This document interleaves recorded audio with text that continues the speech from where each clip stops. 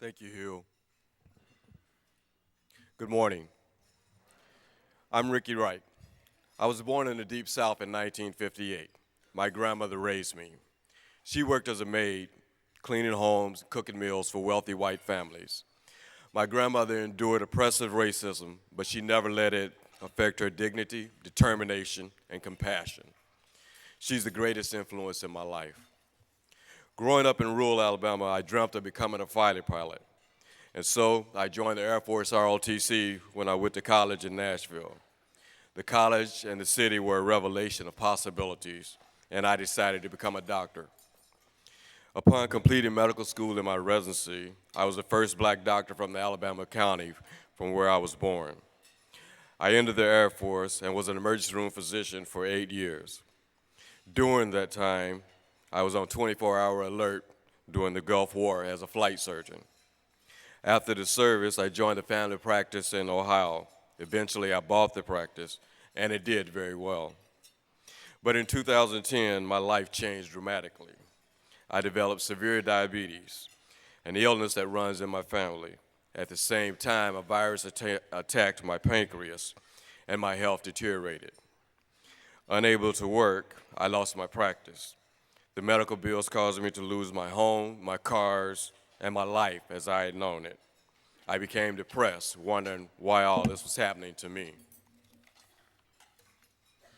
A cousin in the Detroit area invited me to stay with her while I was recuperating. In November of 2011, I was hospitalized for diabetic ketoacidosis for the second time, and I almost lost my life. After I was released, I went to a place providing transitional housing for homeless veterans. I began to recuperate, and I wanted to work. I've worked all my life. It's part of who I am. While walking to work as a security officer on September 19, 2012, I was struck by a car on the boulevard. I woke up in Detroit Receiving Hospital. All the ribs on my left side were broken, my lung was punctured, my heart was bruised, and I also suffered a head injury and 4 fractured vertebrae in my back. Both arms were shattered and my knees were damaged.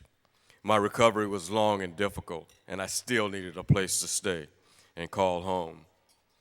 Last February, I moved into an apartment at Piquette Square, and it's been a godsend. I came to Piquette with nothing. I had to use the food pantry there for 6 months. I'd never depended on anyone like this before, and it's not a good feeling. But I needed all the support that Piquette offered, including the counseling and the job service, to help me rebuild my life. A turning point for me was when I enrolled in the Reboot Workshop offered at Piquette in February of this year. The 3-week program, especially designed for veterans transitioning to the civilian workforce, reawakened my sense of pride and purpose.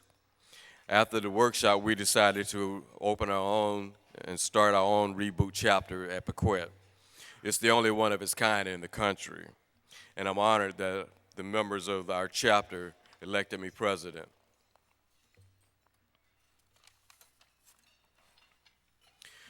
We meet every week and are devoted to continuing to help ourselves and other veterans and becoming involved in community issues and projects. I'm making progress toward returning to practicing medicine. Southwest Solutions helped me get a small grant so I could renew my medical license in Ohio. I'm saving.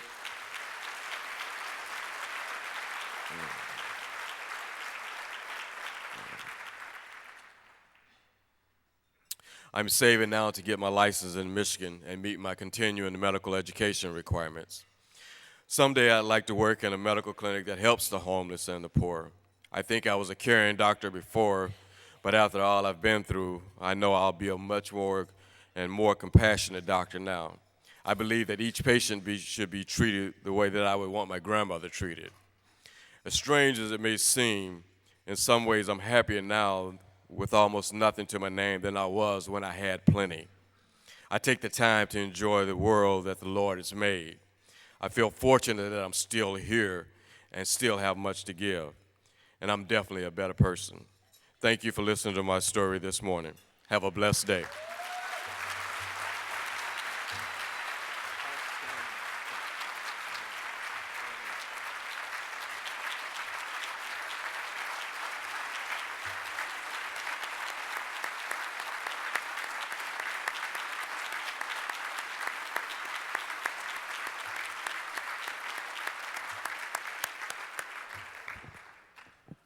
What an incredible story.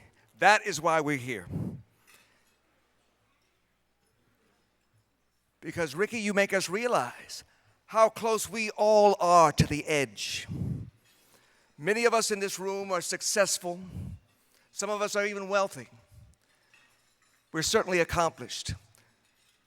But you see in Rickey's story how close we all are to dropping off the edge. A health problem, a psychological problem, issues that we can't foresee can change our lives dramatically, can turn a physician with everything into a homeless veteran. But by the same token, the helping hand that we present to people like Rickey can also bring him back from the edge and back to the kind of life he deserves. Rickey, we thank you for that wonderful story.